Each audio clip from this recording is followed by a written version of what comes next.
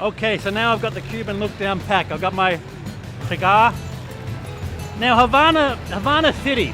Havana used to be pretty much, the major city in the Caribbean. All the ships that went back to Europe passed through Havana. So the architecture is just astounding.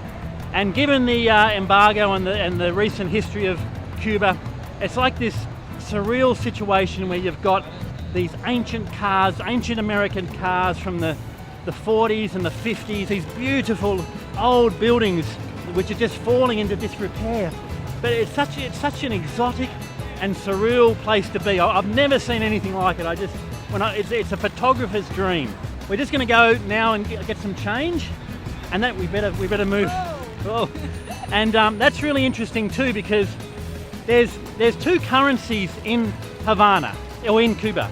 There's the cook, the convertible, and also there's the local peso nacional. As a tourist, you're supposed to be dealing in the cook.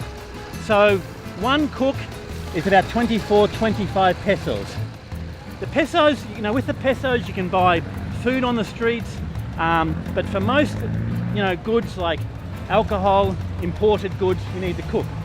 So we went shopping last night and we bought a meal, and I wanted to buy some hot sauce, and it was just, we could not find any salsa picante. No, salsa picante. No, it was impossible. And I just realised how difficult it is for the local people. You have very few vegetables. What's available is what you use. In the shops, there's very few options for what you can actually buy.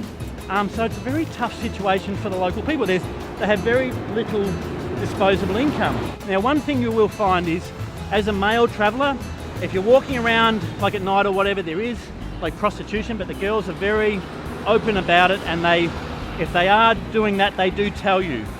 Now you will also meet a lot of people who are just willing to spend time with tourists, because even one or two cooks buying them a drink or whatever, understand that. Don't be miserable. Understand that there's a lot of touts and a lot of people who will be trying to do things for you in exchange for one or two cook. Just understand the situation. Now, with regard to changing money, it is the most ridiculous situation you can believe. All right, if you've got US dollars, they're going to screw you. US dollars, a bad exchange rate, then minus 10%. Why? I don't know. The euro and the pound, the British pound, you get an exchange rate where the way they normally do it, like 1 times whatever the exchange rate is. For some strange, peculiar reason, if you have Australian dollars or if you have Canadian dollars, they divide the exchange rate. So someone told me to bring Canadian dollars, that it was the best way to do it. I brought Canadian dollars, but when I changed the money, instead of getting 1 for 1, 1 times 1, they divide it. Why? I don't know. But there's so many unusual things about Cuba that's the least of your worries, believe me.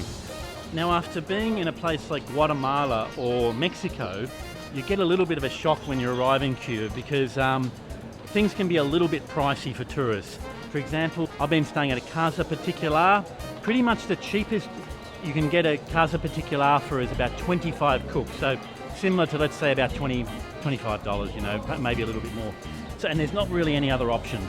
You can stay in a house that isn't a Casa Particular, a person's house, but if they get caught, there's a huge fine for them. If you get caught, there's a fair chance that you'll never be allowed in Cuba again.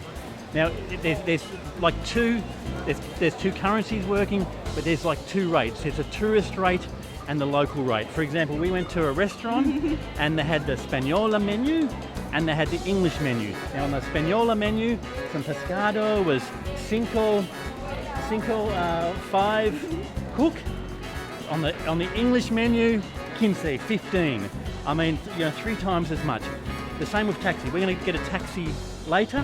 We're going to get a máquina. And the máquina colectivo are like the old American cars, which are fantastic. And colectivo means that you're not the only one in the taxi. They're full all the time. So I recently had to come from Marina Hemingway. When I was looking at using the turista taxis, they were quoting me 20 cook.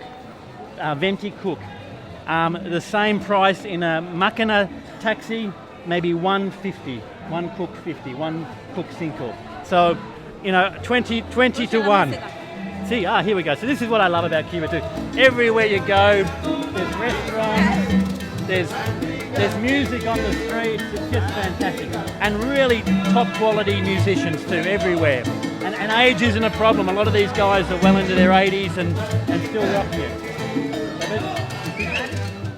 And the other thing is, if you really want to learn Spanish, my Spanish is pretty damn ordinary, but you know, immerse yourself. I'm learning so many words of Yamilet. I met Yamilet at a late night shop, which also doubled as a bar on the first night I was here. I was up until about 3 a.m. drinking with some local guys who spoke English and really sort of getting an insight into the difficulties of Cuban society and how it all works. And as I said, I just really love the people there. There are no bullshit, honest people. They're good fun. Cuban personas, bueno, muy bueno, sí? Sí. They're just a great, you know, they love life and they got it very, you know, it's very tough at the moment, but they just battle on and they don't complain, and it's, you know, they're lovely people. An amazing history too of this country. Anyway, we're going to,